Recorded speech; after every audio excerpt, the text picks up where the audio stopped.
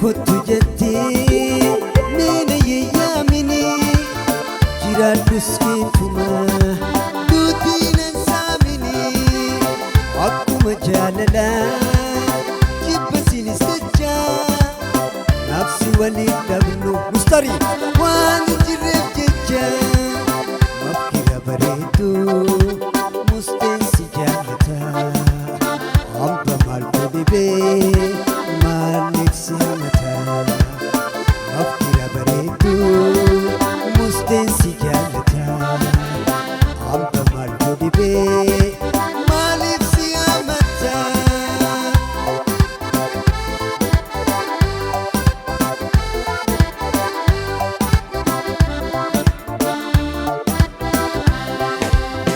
Anti yasidame gama kanke male wanti doysa nafne amma dugaan dufte.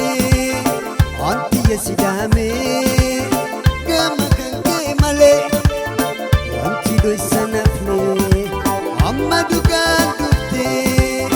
Makkira bareedu musteensi jaalata hamba maal godhibee maaliif si hamata mustee bareeda makkiraan si jaalatti hamba maal godhibee maaliif si hamatti.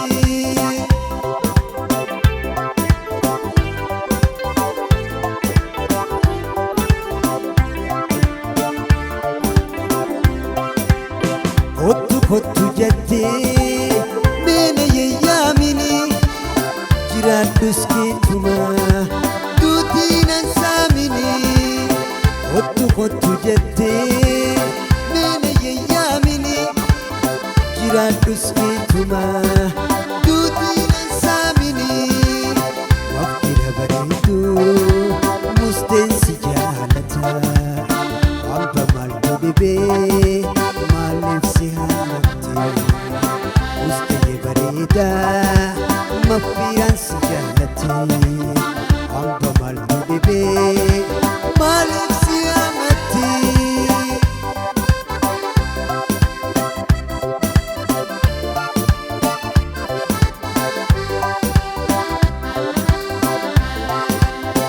Akkuma jaalala jibba sinis jecha nafsi waliin dhabnu waan jirreef jecha. Akkuma jaalala jibba sinis jecha nafsi waliin dhabnu waan jirreef jecha mustee bareedu